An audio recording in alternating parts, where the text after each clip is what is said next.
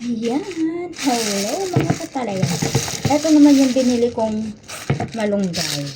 Dahon ng malunggay. Kasabay nung saluyo. Diba?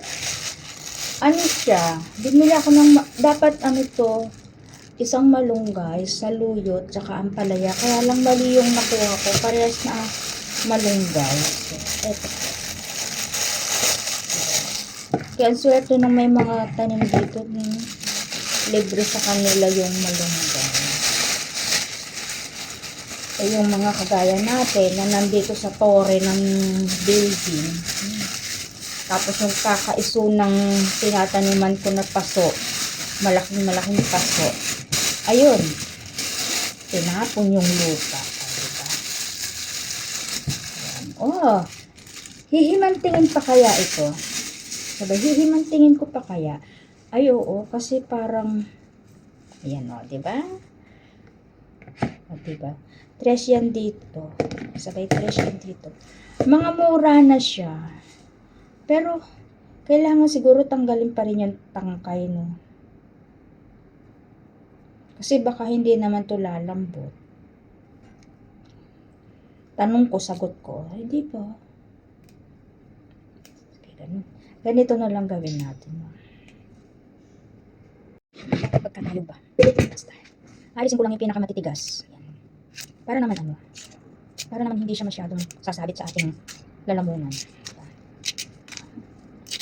Yeah. Yan o. Dapat sama ko to sa munggo. Kaya lang, hindi ko alam kung yung munggo ko is okay pa kasi naging inihaw siya. Alam mo yun? Nasunog siya.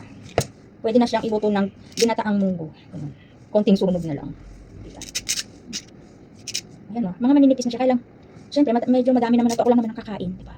Oo, ako lang. Pero yung iba kasi, ano, niluluto na nilang ganito, di ba? Para mas madali para mas madali siyang kain, anong tawag doon? Mas madali siyang maapuhap sa niluto mo.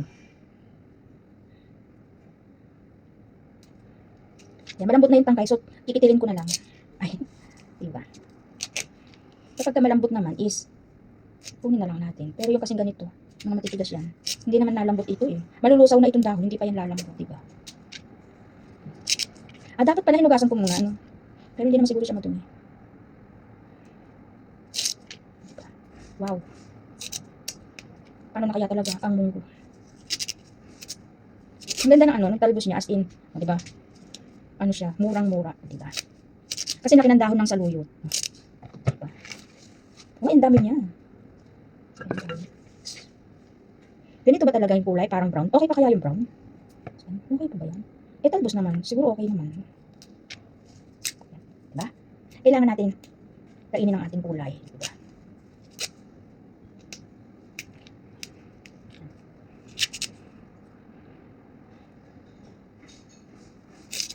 Yan, ang dami kong dahon ng malunggay.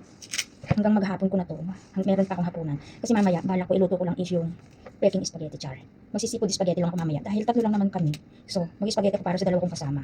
Sa akin, munggo. Inihaw na munggo na may malunggay. Ganun. Ay, ang mura niya. Oh. Diba? Ganun na lang. Ano siguro yun? Pwede kayang itanim ito. Sabi, pwede kayang itanim.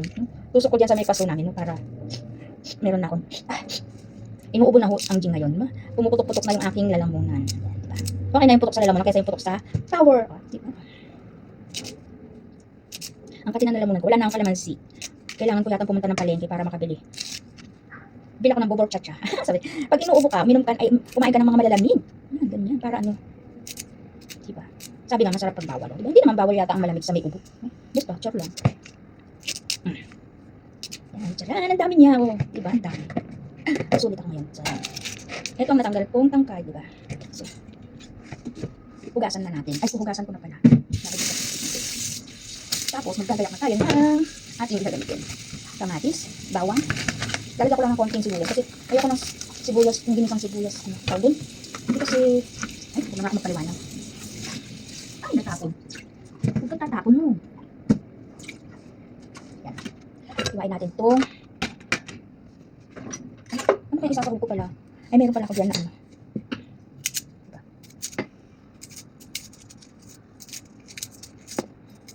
Wala akong kanin. Wala naman akong kasama ngayon. Sana wag pa silang dumating. Sana wag pa silang dumating. Diba? Para naman masolo ni Jing ang para naman madami akong magawa. Diba? Walang aba-abala. Nakapagpalit na ako ng bedsheet.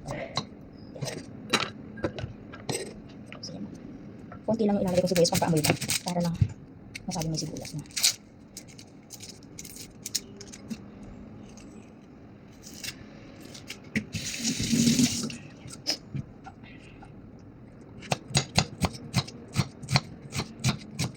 Tama na itong itong sibuyas.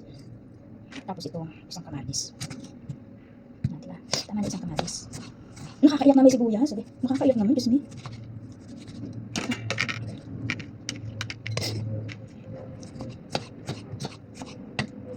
Kailangan ng hasain ng aking kutsilyo. Ayaw na siyang tumalab. Yan. So, yan siya. Tama na yan.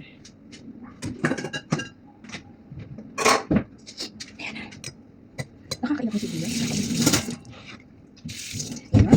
Wait, babalikan ko kayo.